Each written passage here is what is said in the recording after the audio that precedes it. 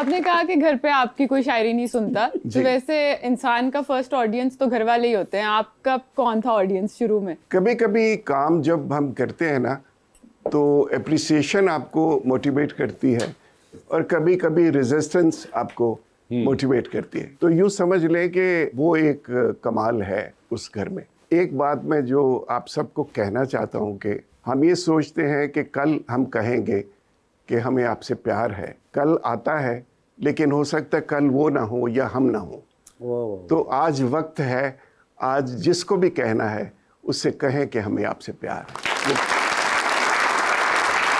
अगर मैं किसी से पैसे लेने हो तो वो भी आज ही मांग लें। वो सर मुझे एक बात बताएं सर, अब इतने साल भी हो गए that you move to Canada eventually, पहले तो ये कि ये ख्याल आपको क्या आया, आप तो यहाँ पे अब टेलीविजन जब चढ़ना शुरू हुआ था उस टाइम पे क्या सोचा आपने ऐसा? एक्चुअली हालात कुछ कराची के ऐसे थे ओह अच्छा, कि जिसकी वजह से मुझे अपने बच्चों का कल जो है वो ज़रा सा गंभीर लगता था। लेट 90s में आप गए थे? लेट 90s 97 में मैंने माइग्रेट किया वहाँ। मैं चाहता था कि बच्चों को ज़रा इससे दूर कर दूँ। ओके। तो इस वजह से कनाडा चला गया। तो वैसे वो सब कभी बैठ के आई एम श्योर आप क्योंकि एक वैसे ही एक आर्टिस्ट आदमी हैं besides being just an actor, तो सर कभी सोचते हैं किसी कनाडा की ठंडी दिसंबर की रात या शाम के अंदर बैठ के कभी वो लाहौर से स्टार्ट हुआ सफ़र जो कि अब टोरंटो तक पहुंच चुका? बहुत कमाल बात है कि जहां आपका बचपन रखा हो, जहां आपकी जड़ें हों, वहां से बिछड़ना बहुत मुश्किल है। तो वो बच्चे तो वहां रहे, मैं नहीं छोड़ सका। मैं ज़्यादा अरसा यहाँ गुजारा मैंने, मुझे कमिटमेंट थी यहाँ, उसी को ही हम ऑनर करते रहे सारी ज़िंदगी कि यहाँ से हम जुड़े हुए हैं। और आज भी मैं आ नहीं सकता था। मैं आपको एक बात बताने लगा, मैं फ्लाइट पे जब बैठने के लिए घर से सीढ़ियों से उतरा तो मैं 7 सीढ़ियों से गिरा और सो बैडली इंजर्ड, मैं बैक भी और इसके बावजूद मैं ट्रैवल में सीट पे नहीं बैठ सकता था। तो इसके बावजूद कमिटमेंट हुई थी। क्या बात है। सबसे पहले तो आई होप कि ज़्यादा आपको चोट नहीं आई होगी और उसके बाद मैं ये आपका शुक्रिया अदा करना चाहता हूँ कि आपने एफर्ट भी किया। मगर ये कमिटमेंट आपको नज़र आती है अब जनरेशन के अंदर? अब नहीं नज़र आती मुझे। कोई गिला नहीं है, शायद ये चलन है हमारे आने वाले कल का। मुझे ये बच्चे इतने अच्छे लगते हैं जो आज हैं क्योंकि ये हमारा कल है। क्या बात। और हम अपना कल बहुत अच्छा देखना चाहते हैं और बड़े टैलेंटेड बच्चे हैं आजकल के, जो जितने भी आए उनके साथ काम करते हुए अलर्ट रहना पड़ता है। बिल्कुल, ये नहीं कि इजी हम करें कि कोई सीन में किसी वक्त भी कोई कमाल कर सकता है, तो इसलिए उस पर नज़र रखी जा सकती है। कमिटमेंट मेरी एक ये भी थी कि हमारी मुलाकात एयरपोर्ट पे हुई। बिल्कुल, उस वक्त भी मैं कनाडा से आया था, यहाँ मैं होके गया, फिर कराची एयरपोर्ट पे मुलाकात हुई। तो वासिफ भाई से सर जी। तो आप क्या करने गए थे भाई? मैं चेक करने गया कि एयरपोर्ट उठे है कि नहीं। और कितना हौसला है कि ये 2 कारीगर जो बैठे हुए हैं यहाँ, इनके सामने आप काम करते हैं। बेजर हो चुका हूँ सर। महसूस नहीं होता मुझे। As you were saying, अब ये आपको लेवल ऑफ कमिटमेंट नहीं नजर आता है? कमिटमेंट आई डोंट नो, साथ वाले मुल्क में भी काम किया तो मुझे उनमें कमिटमेंट लगती है। मैनचेस्टर में एक फिल्म कर रहे थे तो अनुपम खेर 4 बजे कॉल टाइम था सुबह का, तो मैं जब 4:30 बजे कमरे से निकला मेकअप करवाने के लिए, तो वो बंदा तैयार होके मेकअप करवा के ब्रेकफास्ट कर रहा था। अनुपम खेर जी। तो उनकी ये कमिटमेंट देखी ना तो फिर मुझे एहसास हुआ कि यार उनकी इंडस्ट्री इसीलिए फ्लरिश कर रही है। हमारे लोग शायद बहुत आसानी से मिल जाता है इसलिए इजी लेते हैं, वरना इतनी स्ट्रगल है।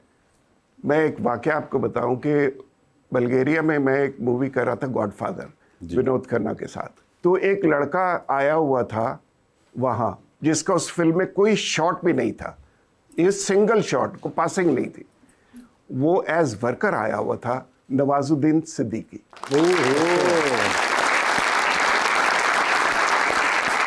ये मैं 2007 की बात कर रहा हूँ। 2007 में। और when I was in the hospital तो वो 12 दिन मेरे साथ मेरी खिदमत कर रहा था बुल्गारिया में। बुल्गारिया में। तो जब उनको मकाम मिलता है, जब उनको मौका मिलता है, फिर वो अपनी पूरी कोशिश करते हैं कि इस काम को इतना स्ट्रांगली किया जाए।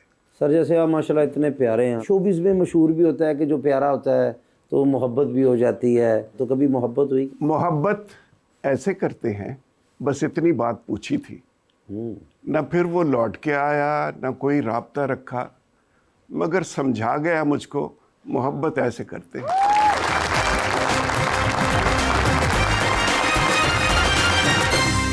वेलकम बैक जी रबानिया। सर आपने इतने साल काम किया है, कोई खास मोमेंट आपके अपने करियर का जिसके बारे में आप नॉस्टैल्जिक फील करते हैं या बार बार उसको रिविजिट करते हैं? एक वक्त था जब हवाएं कर रहा था मैं, तो मेरी अम्मी को ब्रेन हैमरेज हुआ था और उनकी सर्जरी थी। तो मैं दाढ़ी लगा के हॉस्पिटल के सामने ही वो टीवी स्टेशन था, तो मैं वहाँ बैठा रहता था माँ के पास। तो जब हैदर इमाम साहब रिहर्सल कर लेते थे सारे सीन की, फिर मुझे कहते थे आओ सीन तैयार है, अब रिकॉर्ड करते हैं।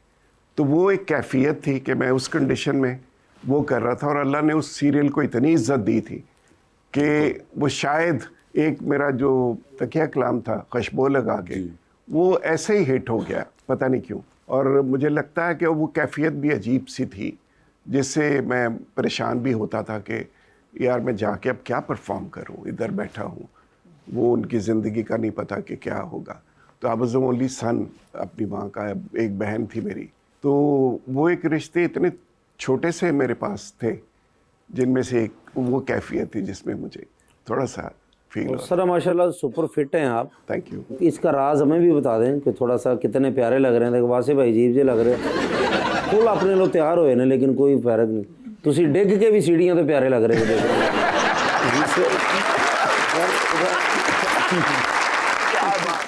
हमारे और इनके काम के फ़र्क क्या है कि हम कागज़ पे रखे लफ्ज़ों को किरदारों में ढालते हैं, और ये लफ्ज़ों को इतना तब्दील कर देते हैं कि उसके मानी बदल जाते हैं। बिल्कुल। सर उसकी फिटनेस का थोड़ा सा मैं भी फिटनेस कुछ भी नहीं, बस अपने काम करते रहो, दुआ करते रहो, कभी हर्ट करने की कोशिश ना करें किसी को। वो आपने कहा था मोहब्बत के बारे में जी, तो क्या बता दिया था कि वो आपके ख्याल से आपको क्यों लगता है कि वो यहाँ टीवी में बैठ के ये बात आप बताएंगे? सर हमने उनसे सीखना ना सब कुछ। नहीं, मैं तो आपसे सीख रहा हूँ कनाडा से कि आप जितनी कार्रवाई डालते हैं शो में, बल्कि मुझे मशवरा दे दें। इन्नियां मिन्नतां करो कि वो नस जावे ना। सर आपने भी बताया कि एज एन एक्टर आप एक कैफियत में थे, shifting from one two another. Actor इतनी कमिटमेंट डालता है अपने काम में, ऑन द अदर हैंड हम देखते हैं कि सोशल मीडिया पे जब एक क्रिटिसिज्म आता है या ऑडियंस उसके बारे में कोई बात करती है, अक्सर बहुत बेस लेवल पे होती है कि एक इस कैरेक्टर को ये नहीं कहना चाहिए था या ये नहीं पहनना चाहिए था। आपको लगता है एज एन एक्टर आप ऑडियंस को कोई मैसेज देना चाहेंगे कि एक एक्टर बहुत कुछ अपने कैरेक्टर में डालता है, लेकिन जब उसका रिजल्ट आता है तो उसके ऊपर बहुत बेस लेवल बात होती है, तो कोई ऐसी चीज़ जो आप ऑडियंस को कहना चाहें?